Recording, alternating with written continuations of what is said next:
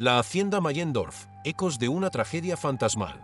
Buenas noches, mi nombre es Mauricio, y hoy quiero compartir con ustedes una historia que desafió mi realidad y transformó mi destino. Esta es la historia de la Hacienda Mayendorf, un lugar envuelto en sombras, secretos y tragedias que aún resuenan entre sus muros asterisco. Hace muchos años, en un recóndito rincón del campo, se erguía la imponente Hacienda Mayendorf. Sus muros de piedra, marcados por el paso del tiempo, parecían custodiar una memoria dolorosa y ancestral. La hacienda, rodeada de espesos jardines y un paisaje silente, había sido testigo de amores prohibidos, de intrigas y, sobre todo, de una tragedia que dejó cicatrices imborrables en la historia de la familia que la habitó. Los orígenes de la maldición. La leyenda cuenta que la Hacienda Mayendorf fue fundada en el siglo XVIII por don Ernesto Mayendorf, un hombre de espíritu ambicioso y corazón atormentado. Su fortuna se había forjado a base de trabajos y sacrificios, pero también de decisiones oscuras. Se dice que, en un arranque de desesperación por preservar su linaje y sus riquezas, don Ernesto habría sellado un pacto con fuerzas desconocidas. Aquella noche, en medio de una tormenta inusitada, mientras la luna llena bañaba la finca en un resplandor fantasmal, ocurrió algo que cambiaría el destino de la hacienda para siempre. La tragedia se desató cuando, poco después de celebrar un fastuoso banquete en honor a sus victorias, don Ernesto fue sorprendido por una serie de presagios inquietantes. Voces apagadas y susurros ininteligibles se mezclaban con el estruendo del viento, y muchos aseguraron ver sombras que danzaban por los corredores del palaciego caserón. Una noche, la desesperación alcanzó su punto álgido. En pleno salón principal, una figura envuelta en una luz tenue y espectral irrumpió en la celebración. El terror se apoderó de los presentes y, en medio del caos, la tragedia se consumó. Se rumoraba que la aparición había sido el castigo divino por el pacto impío de don Ernesto y que, desde ese instante, la hacienda se vería condenada a sufrir eternamente los ecos de aquel fatídico suceso. La llamada de lo desconocido. Yo era un joven curioso y escéptico, pero siempre había sentido una atracción irresistible por los misterios y lo paranormal. Las leyendas urbanas sobre la Hacienda Mayendorf me habían acompañado durante toda mi vida, y la idea de desentrañar sus secretos me cautivaba como ningún otro relato. Así, tras años de investigar entre viejos documentos y relatos orales transmitidos de generación en generación, decidí que era el momento de enfrentar la oscuridad de ese lugar.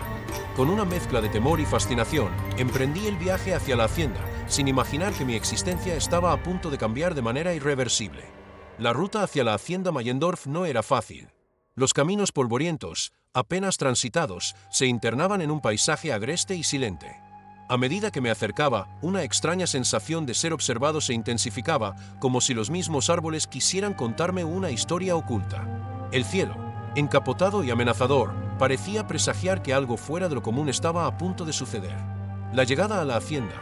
Al llegar a la entrada principal, la visión de la hacienda me heló la sangre.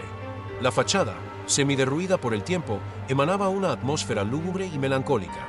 Las rejas forjadas, adornadas con intrincados detalles, estaban oxidadas y dejaban entrever un pasado de esplendor que ahora se veía consumido por el abandono. Con cada paso que daba, la historia de la hacienda parecía susurrarme secretos inconfesables. El vestíbulo principal era una galería de sombras. El eco de mis pasos se mezclaba con el murmullo distante del viento, creando una sinfonía inquietante. A lo lejos, en lo alto de una escalera de caracol, percibí una silueta que parecía desvanecerse en la penumbra. No pude evitar sentir que la presencia de aquello que había sucedido aquella noche fatídica aún rondaba por estos pasillos. Mientras recorría las salas, mis ojos se detenían en retratos desgastados de los antiguos moradores, rostros severos, miradas tristes y ojos que parecían suplicar por justicia. En una de las habitaciones, encontré un viejo diario, cuyos amarillentos papiros narraban episodios de una pasión prohibida, traiciones familiares y el infortunado destino que marcó a la hacienda. Cada palabra parecía cargar con el peso de las almas perdidas, y entre las líneas se insinuaba que aquella tragedia no había sido un simple accidente, sino el resultado de una venganza ineludible. Ecos del pasado. Esa misma noche, me instalé en una de las estancias más apartadas de la hacienda, con la esperanza de descansar y al mismo tiempo mantenerme alerta ante cualquier manifestación paranormal. Pero el sueño me fue esquivo. Apenas cerré los ojos, el murmullo de voces y el crujir del suelo me mantuvieron en un estado de vigilia inquieta. Entre la penumbra, empecé a distinguir siluetas que se movían en el umbral de mi visión. Parecía que sombras antiguas danzaban alrededor, reavivando el recuerdo de aquella tragedia. Mi mente se inundó de imágenes del pasado, el rostro desesperado de don Ernesto, la mirada doliente de una mujer que había perdido a su amado en circunstancias inenarrables, y el grito silente de un niño que jamás encontró consuelo. Cada visión era un fragmento de una historia incompleta, un eco de vidas truncadas que clamaban por ser escuchadas. Durante varias noches, la hacienda me mostró su rostro más oscuro. En uno de esos episodios, me desperté al oír pasos resonando en el pasillo. Con el corazón desbocado, me levanté y seguí el sonido, que parecía dirigirse hacia la antigua capilla, un lugar sagrado que ahora se encontraba en ruinas. Al llegar, la atmósfera era casi palpable, como si el aire mismo estuviera cargado de lamentos. Allí, frente a un altar maltrecho, presencié lo que solo puedo describir como una aparición espectral, la figura de una mujer vestida con un largo sari blanco, cuyos ojos reflejaban una tristeza infinita.